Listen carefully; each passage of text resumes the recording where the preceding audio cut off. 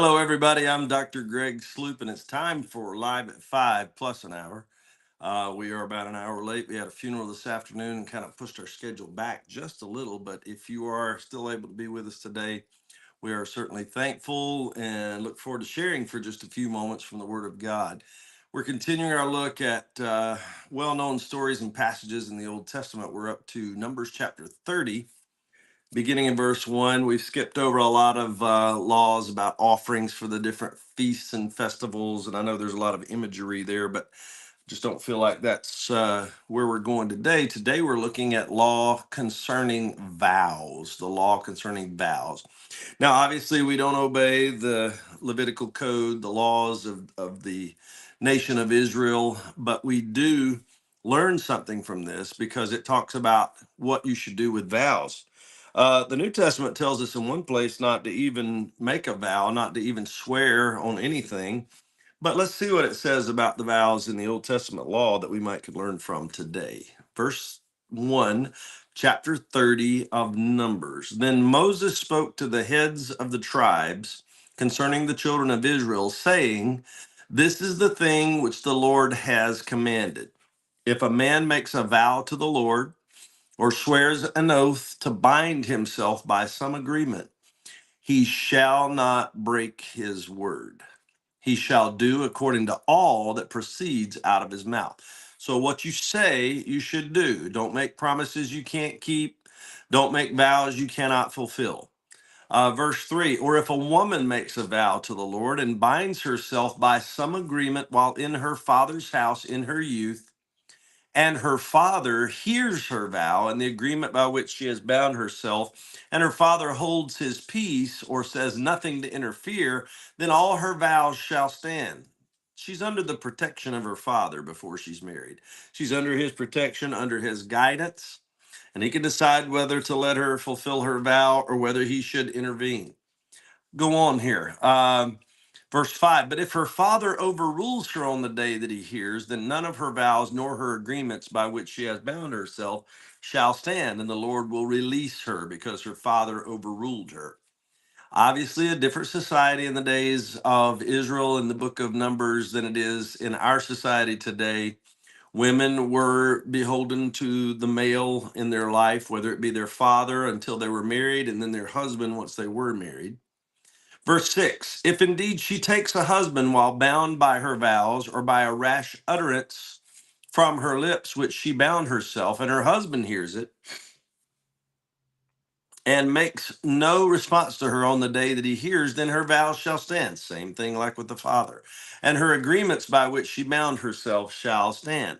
But if her husband overrules her on the day that he hears it, he shall make void her vow which she took and what she uttered with her lips by which she bound herself, and the Lord will release her. So, what we find here in the nation of Israel is that women were under the protection of whatever male was over them in the Lord at that time. For unmarried women, it was their father, and for married women, it was their husband.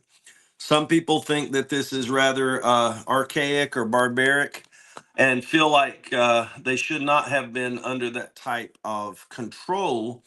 But I think that the intention in the beginning was that it was for their protection, not for their control. Some people interpret that differently. I make room for that. I understand people can have their own thoughts and opinions about it. But in these cases, the father or the husband had the right to overrule the vows they made if he felt like it was an unwise vow. He also could let it stand.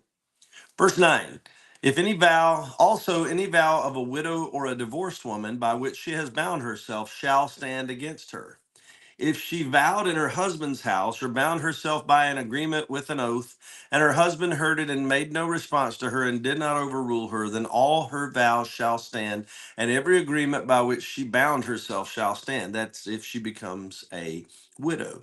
But if her husband truly made them void on the day he heard them, then whatever proceeded from her lips concerning her vows or concerning the agreement binding her, it shall not stand. Her husband has made them void or annulled or invalidated, and the Lord will release her. Every vow and every binding oath to afflict her soul, her husband may confirm it, or her husband may make it void. This seems a little repetitive, but he's talking about what may have happened in the past with widows. Verse 14. Now, if her husband makes no response whatever to her from day to day, then he confirms all her vows or all the agreements that bind her. He confirms them because he made no response to her on the day that he heard them. But if he does make them void after he has heard them, then he shall bear her guilt. These are the statutes which the Lord commanded Moses between a man and his wife, and between a father and his daughter in her youth in her father's house. Here's what I think we need to learn from this today. First off, don't make any vows without searching and figuring out what you're vowing in the first place. Don't make any vows without researching. Don't make any vows. Don't enter into any promises. Don't buy any cars and take out a loan without thinking about it hard and long. Don't buy a house and take out a mortgage without thinking about it hard and long. Don't make any promises to other people without looking at it hard and long before you do. And if you have someone in your life, similar to the father or the husband in the lives of these women in Israel, then seek out their counsel, ask their advice, see what they think about the situation before you commit yourself for 2 years, 4 years, 6 years, 10 years, 30 years. Don't make a commitment without getting some counsel. I think that's what we need to learn. Not that men control women, and not that daughters have to do what their fathers say, or wives have to do what their husbands say. That's not what I'm saying. What I am saying is seek out wisdom, seek out counsel, confer with your family members before you obligate yourself to something, and make sure that it's the right deal for you, that it's the right obligation for you. That's what I think this word is saying to us today. Seek out counsel. Don't be rash. Do your research. Ask for advice. And then, after you've considered all the points, make a good decision based on what seems right. And that's the word. Okay. Thank you so much for being with us. I see April Guthrie. Nobody else has hopped on. A couple other people are on. I just can't see your name right now. I know that we were a little bit late, so I understand if some of you couldn't make it, but whatever time of day or night you watch it is our honor and privilege to be able to share this word with you each day, Sunday through Friday. Spend some time with God every day. Start your day with God. When you do, your day will be better. It'll be the best thing you do all day long. Please know that we're praying for you, and I look forward to seeing each of you again tomorrow.